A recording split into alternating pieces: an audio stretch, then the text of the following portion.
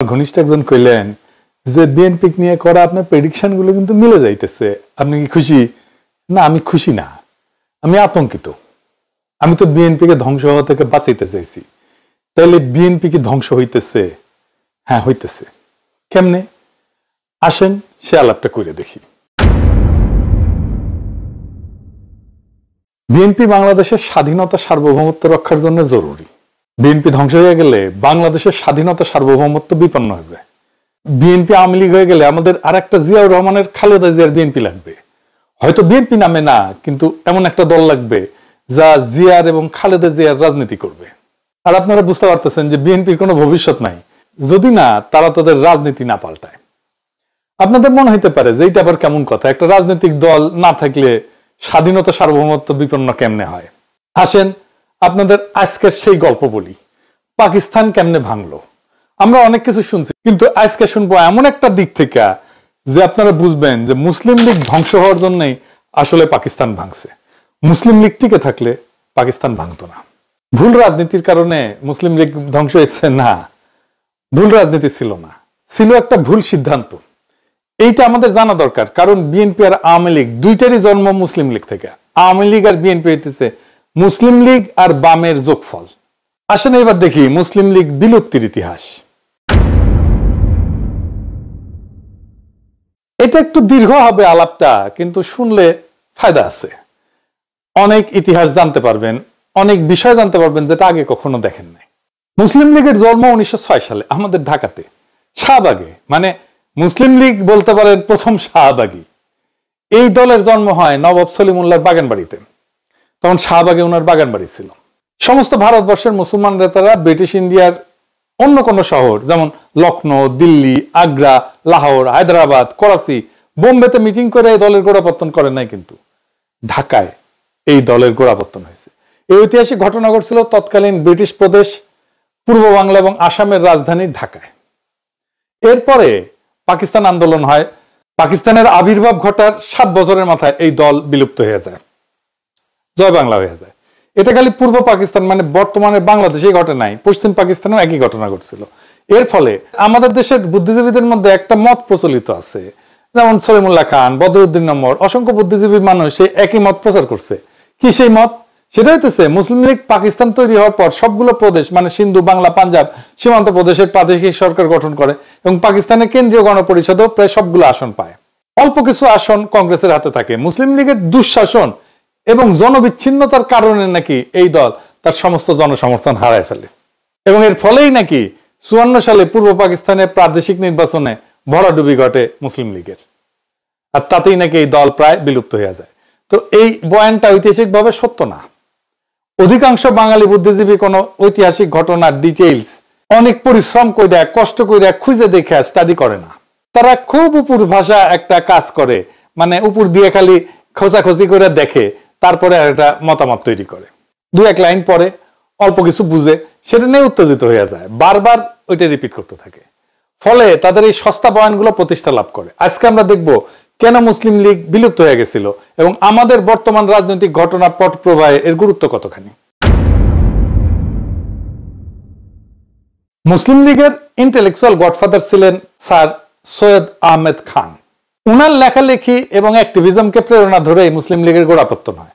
তো স্যার আহমেদ খান কিন্তু নিজে একটা সংগঠন তৈরি করছিলেন, তার নাম ছিল all India Mohammedan educational conference, যেটা একটা মিটিং এর স্থান হিসাবে নির্ধারণ করে 1906 সালে ঢাকার নবাব সলিমুল্লাহর আহসান মঞ্জিলকে।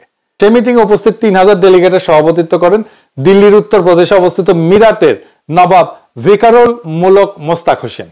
সেই শাহবাগের মিটিং এ নবাব সলিমুল্লাহ মুসলমানদের একটা রাজনৈতিক দল গঠন করার প্রস্তাব আনেন, যেটা সর্বসম্মতিক্রমে গৃহীত হয়। এইভাবে জন্ম হয় অল ইন্ডিয়া মুসলিম লীগের। মুসলিম লীগের প্রথম প্রেসিডেন্ট করা হয় প্রিন্স আগা খানকে। এর সাথে ছিল 6 জন ভাইস প্রেসিডেন্ট, 1 জন সেক্রেটারি আর 2 জন জয়েন্ট সেক্রেটারি। সেক্রেটারি ছিলেন উত্তর প্রদেশের বারাহ গোত্রের সৈয়দ নবাব মহসিন উল মুলক। লীগের গঠনতন্ত্র বা সংবিধান, যেটাকে গ্রিন বুক বলা হইতো, সেটা রচনা করেন মৌলানা মোহাম্মদ আলী। তার ভাই মৌলানা শওকত আলীর সাথে মিলে প্রথম বিশ্বযুদ্ধের পর খেলাফত আন্দোলন করেন গান্ধী আর কংগ্রেসের সাথে একজোট হইয়া। মোহাম্মদ আলী জিন্নাহ পরে মুসলিম লীগের প্রেসিডেন্ট এবং প্রধান নেতা হন, কিন্তু তিনি তখন মুসলিম লীগে যোগদান করেননি। যখন মুসলিম লীগ গঠিত হয় তিনি তখন কংগ্রেস করতেন এবং তাকে গোপাল কৃষ্ণ গোখলে বলতো হিন্দু মুসলিম মিলনের অগ্রদূত। জিন্নাহ 1913 সালে মুসলিম লীগের সদস্য হয়েছিলেন এবং 1916 সালে লখনৌয়ে মুসলিম লীগ আর কংগ্রেসের মধ্যে একটা মীমাংসা মিটিং এ উপস্থিত থাকেন, যেখানে কংগ্রেসের প্রতিনিধি ছিল বাল গঙ্গাধর তিলক এবং মুসলিম লীগের প্রতিনিধি হিসেবে পাঠানো হয়েছিল জিন্নাহকে। জিন্নাহ কিন্তু তখনও কংগ্রেসের মেম্বার ছিলেন, মানে তখন জিন্নাহ কংগ্রেসও করতেন মুসলিম লীগও করতেন, দুই পার্টি করতেন, বুঝছাও। জিন্নাহ কংগ্রেস ত্যাগ করেন 1920 সালে ডিসেম্বরে। সেই লখনৌ মিটিং এ মুসলিম লীগ আর কংগ্রেসের মধ্যে মিটমাট হয়ে একটা চুক্তি হয়, যেটা ইতিহাসে লখনৌ প্যাক্ট হিসেবে পরিচিত। এটার আর ডিটেলসে গেলাম না আর কি।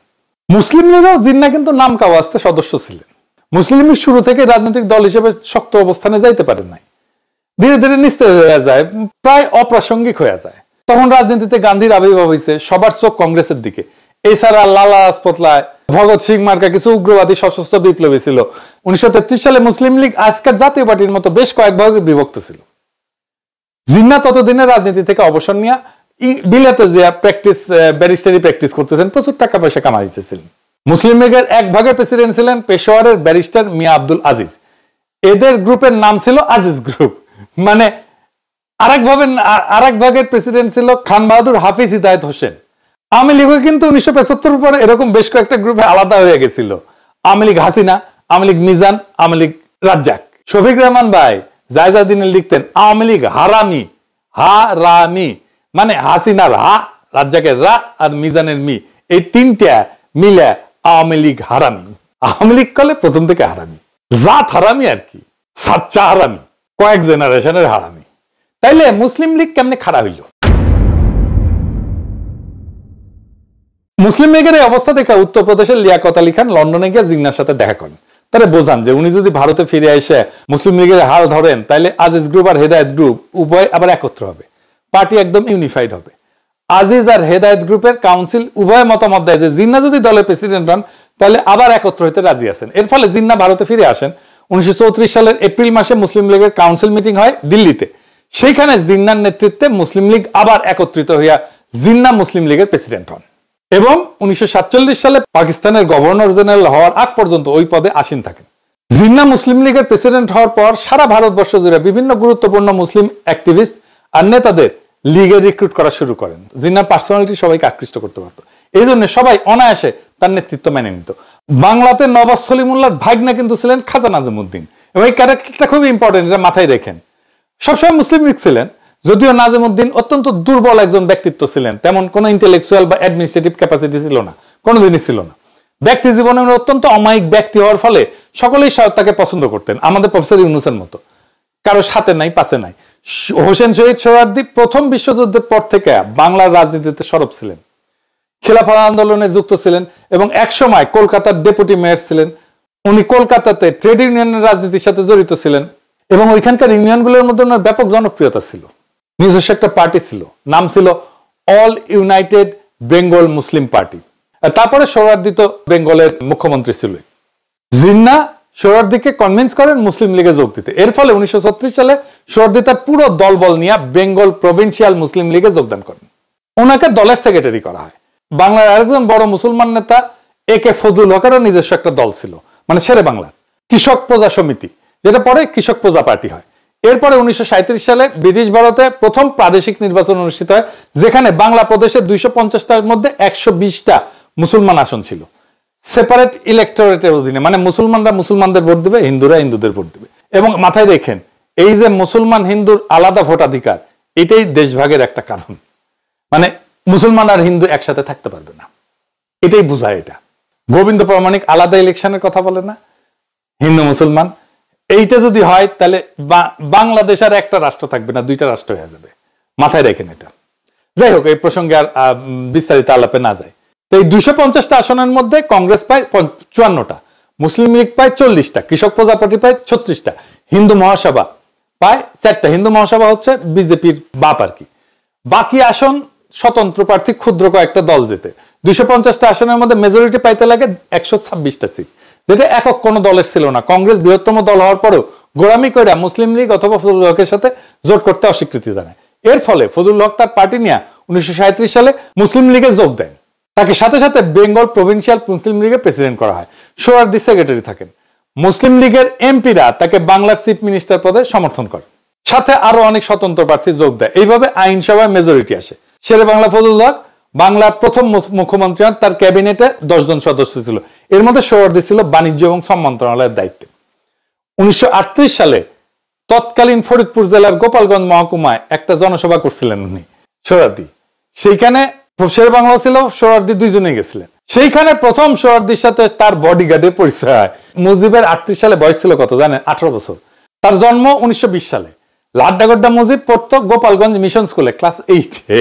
18 বছর বয়সে একজন ম্যাট্রিক ইন্টারমিডিয়েট পাশ করে বিশ্ববিদ্যালয়ে প্রথম বর্ষে থাকে অথবা ভর্তি পরীক্ষা দেয়, অথচ মুজিব সেই বয়সে কোনো মতে ক্লাস 8-এ 10-এ পৌঁছে যেতে পারছে। এরকম মাল ছিল মুজিব। আর সে আবার জাতির পিতাও বটে। সেই জাতি পুঙ্গা মারা খাইবে না তো কি পাশে বাড়ি মোগলেস খাইবে পুঙ্গা মারা? যাই হোক, তখনই মুজিবের সাথে সোহরাওয়ার্দীর আলাপ, এরপর চিঠি লেখালেখি শুরু হয়। মুজিব কলকাতায় মুভ করে পুরোদস্ত এবং সোহরাওয়ার্দী বডিগার্ড হিসেবে তার ক্যারিয়ার শুরু করে। এইভাবে মুসলিম লীগের আস্তে আস্তে ডালপালা গজাইতে থাকে। 1940 সালে লাহোরে মুসলিম লীগের বার্ষিক সম্মেলন আহ্বান করা হয়। সেইখানে লীগের সমস্ত মুসলমান নেতারা উপস্থিত থাকেন। যেহেতু ভারতবর্ষের 11টা প্রদেশের মধ্যে একমাত্র বাংলাতেই মুসলিম লীগের সরকার ছিল, তাই বাংলার মুখ্যমন্ত্রী ফজলুল হককে দিয়া ঐতিহাসিক লাহোর প্রস্তাব পেশ করানো হয়। পাঞ্জাবে মুসলমানরা সংখ্যাগরিষ্ঠ থাকার পরেও সেখানে মুসলিম লীগ এবং কংগ্রেস একদম পাত্তা পায় নাই। 1937 সালের নির্বাচনে পাঞ্জাবে ইউনিয়নিস্ট পার্টি নামে একটা বড় দল ছিল, যেটা মেজরিটি আসন যেতে, এবং পাঞ্জাবের প্রথম চিফ মিনিস্টার হয় স্যার সিকান্দার হায়াত খান। স্যার সিকান্দার হায়াতের ছেলে শওকত হায়াত খান মুসলিম লীগের জিন্নার অনুসারী ছিলেন। ইউনিয়নিস্ট পার্টির সাথে মুসলিম লীগের পরে ব্যাপক গ্যাঞ্জাম হয়। 1941 সালে দ্বিতীয় বিশ্বযুদ্ধ শুরু হইলে দিল্লিতে ভাইসরয় একটা ডিফেন্স কাউন্সিল তৈরি করে, যেটা মুসলিম লীগ এবং কংগ্রেস অফিসিয়ালি বয়কট করে। মুসলিম লীগের নিষেধ থাকা সত্ত্বেও শেরে বাংলা সেই কাউন্সিলে মেম্বার হিসেবে যোগ দেন। শেরে বাংলা কিন্তু খুবই লোভী কিসিমের মানুষ ছিলেন, যে জন্য যখন তাকে পদের লোভ কেউ দেখাইতো সেটা গিলতেন উনি। এরকম অসংখ্য উদাহরণ আছে। ফজলুল হক মানে শেরে বাংলা, একে ফজলুল হক, এই নামগুলা শুনলে কাইত হইয়া পড়ে যায় না। এটা নিয়ে পরে সুযোগ পেলে আরেকবার আলাপ হবে। ফজলুল হকের উপর থেকে মুসলিম লীগের সমর্থন উঠে নেওয়ার পর হক সাহেব হিন্দু মহাসভার শ্যামাপ্রসাদ মুখার্জি আর কংগ্রেসের হিন্দু মেম্বারদের সাথে জোট করে আরো 2 বছর মানে 1943 সাল পর্যন্ত ক্ষমতা থাকেন। এটারে হক মুখার্জি মন্ত্রিসভা বলা হয় ইতিহাসে, মানে সেকুলার হয়েছে। শ্যামাপ্রসাদ মুখার্জি বিজেপির প্রতিষ্ঠাতা, তার মতো ইসলাম বিদ্বেষীর সাথে জোট করে হইলেও ক্ষমতায় থাকতেই হবে 2 বছরের জন্য হইলেও। এই হইতেছে শেরে বাংলা। এরপরে আসে 1946 সালের ফাইনাল নির্বাচন।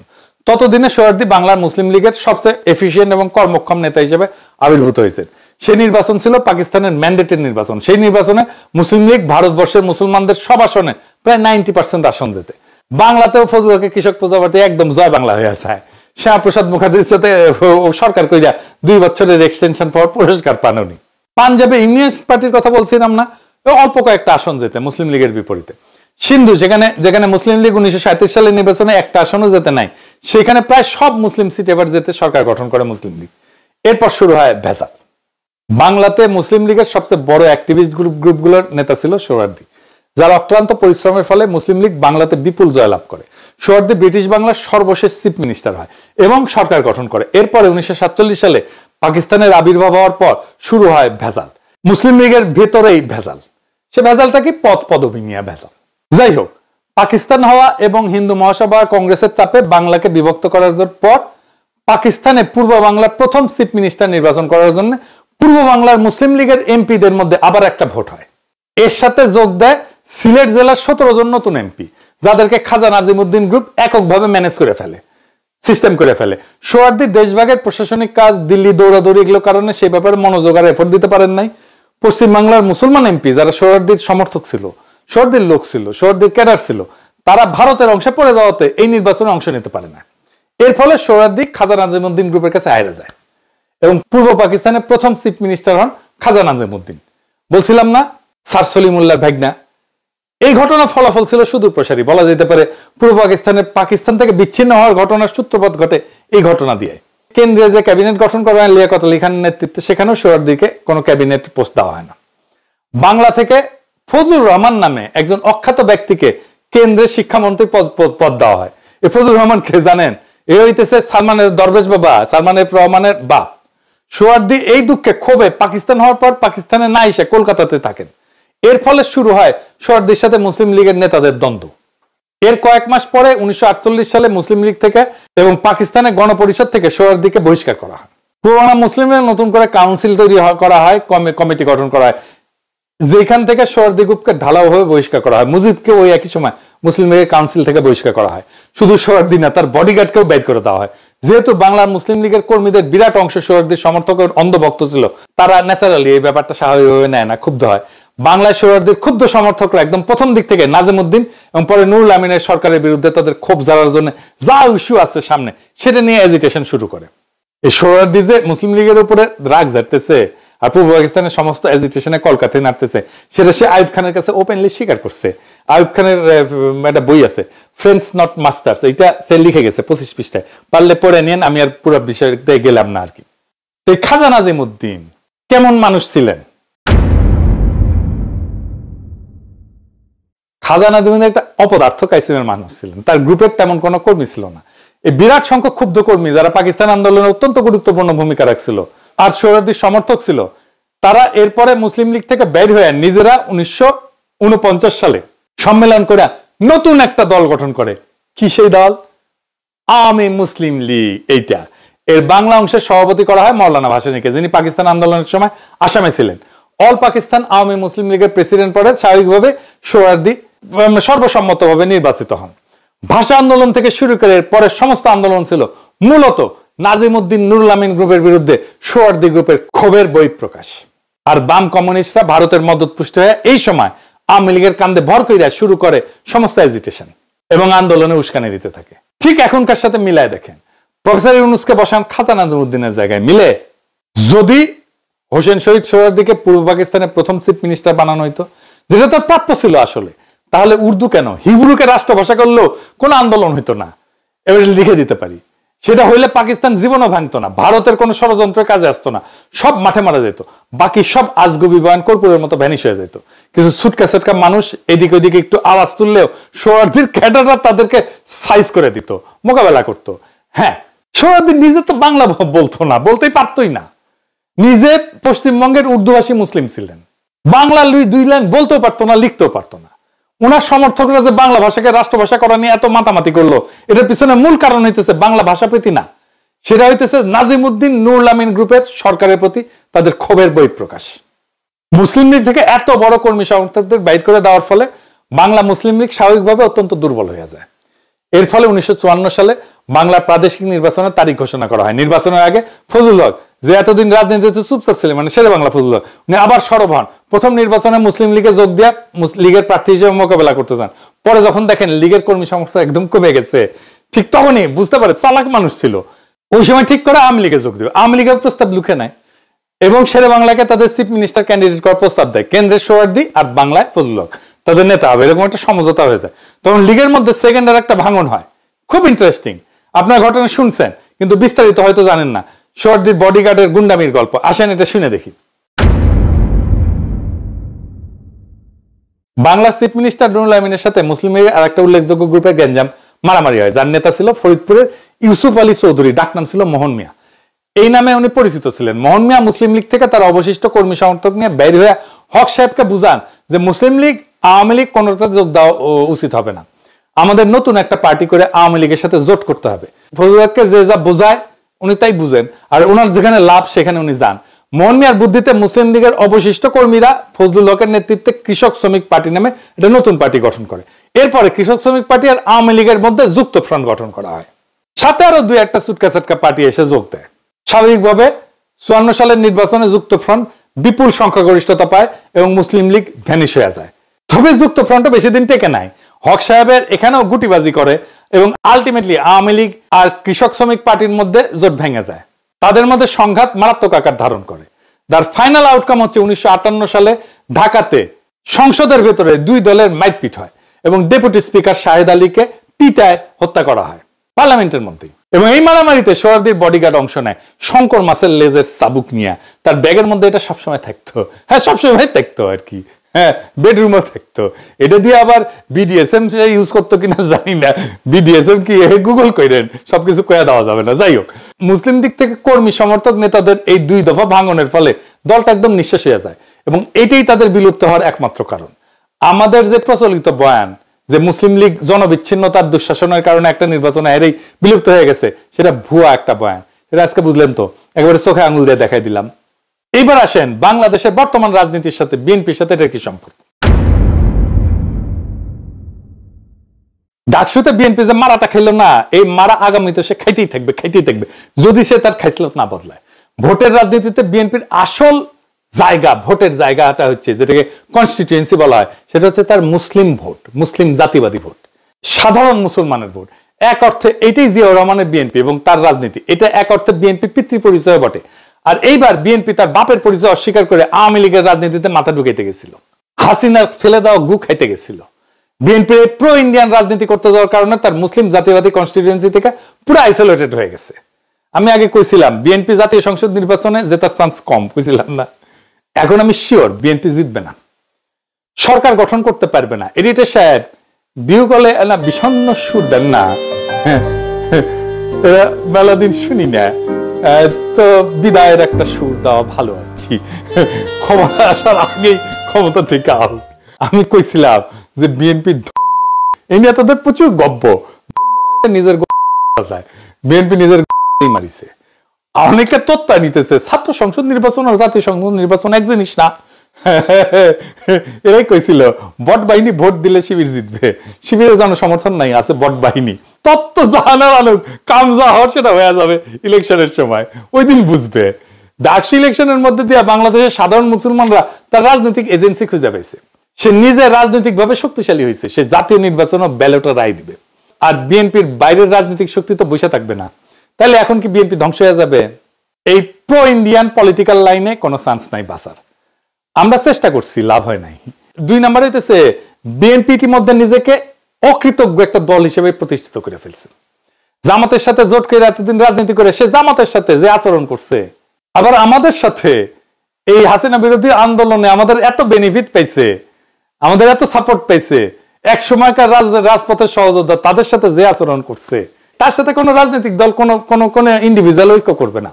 সিপিবি তে আওয়ামী লীগের কুসুম বিরোধিতা করছে, কিছু বলছে হাসিনা সিপিবি কে? জাফরুল্লাহ ভাই তো কম হাসিনা বিরোধিতা করে নাই, কিছু বলছে হাসিনা? বলে নাই, কারণ জাফরুল্লাহর সাথে শেখ মুজিবের একটা সম্পর্ক ছিল। এক সময়ের মিত্রের বিষয়ে হাসিনার একটা নৈতিক অবস্থান ছিল, যেটা বিএনপির নাই। বিএনপি এই ক্ষেত্রে আওয়ামী লীগের চাইতেও খারাপ, সে রাজনৈতিক বিরোধী থেকে ব্যক্তিগত শত্রুতায় পর্যবসিত করে। তাই বিএনপির আশা আমাদের ছাইড়া দিতে হবে। বিএনপি একটা সিংহ, কিন্তু দুর্বল সিংহ, এইরকম হারুপাট্টি, যতগুলো ইলেকশন করবে সবগুলো হারবে। জাহাঙ্গীরনগর ইলেকশন নিয়ে কি কাণ্ডই না করলো দেখেছেন তো। চিটাগাং রাজশাহী ইউনিভার্সিটিতে পার্টিসিপেট করে কিনা দেখেন। আমাদের তাইলে কি করতে হবে? আমাদের দ্রুত একটা রাজনৈতিক ফ্রন্ট করার দিকে অগ্রসর হইতে হবে, যে ফ্রন্টের কথা আমি বলছিলাম। না হলে রাজনৈতিক শূন্যতা তৈরি হবে। এই ফ্রন্টের আদর্শিক নেতা হবেন জিয়াউর রহমান, তার রাষ্ট্রচিন্তা। বিএনপি কোণঠাসা বা নিষ্ক্রিয় ট্রু ন্যাশনালিস্টরা তাদেরকে একটা স্পেস দিলে তারাও চলে আসবে দলে দলে। বিএনপিতে সত্যিকারের পলিটিক্যাল ট্রেনিং আছে, রাজনীতি করে আসছে, এরকম লোক গুরুত্বপূর্ণ পজিশনে নাই, পলিসি মেকিং এ নাই। থাকলে হাসিনা উৎখাতের লড়াই সেই বিএনপি নেতৃত্ব দিত, পারে নাই নেতৃত্ব দিতে। মুসলিম লীগ থেকে জন্ম নেওয়া আওয়ামী লীগ জয় বাংলা হয়েছে, আর এক দল জয় বাংলা হওয়ার পথে।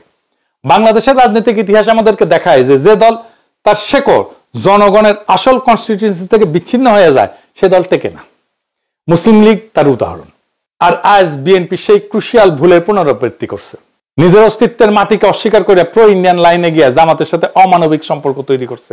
তার এক সময় রাজনৈতিক সহযোদ্ধাদের সাথে অমানুষের মতো আচরণ করছে। বিএনপি নিজের ঘর নিজেই ভাঙছে।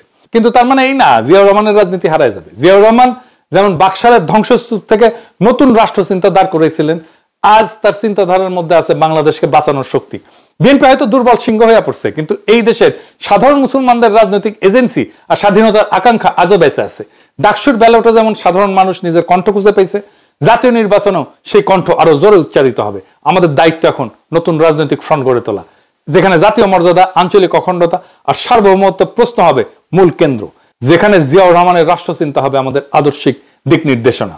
এই ফ্রন্ট হবে সাধারণ মানুষের, মজলুমদের, নিপীড়িতদের, যারা আওয়ামী ফ্যাসিবাদ এবং বিএনপির বিভ্রান্ত রাজনীতির বাইরে নতুন আশা খুঁজতেছে। ইতিহাসের শিক্ষা পরিষ্কার, শূন্যতা কখনো স্থায়ী হয় না। আমরা যদি শক্তি, দিক নির্দেশনা নিয়ে আগায় যাই, তবে সেই শূন্যতা পূরণ হবেই আমাদের দিয়া। বিএনপি হয়তো ভাঙবে, কিন্তু জিয়ার আদর্শের সেই পতাকা ভাঙবে না। সেই পতাকা আবারও উড়বে শক্তিশালী সংগঠিত নতুন ফ্রন্টের হাতে। এটাই আমাদের আহ্বান, এটাই আমাদের আগামী ইনকিলাব। জিন্দাবাদ।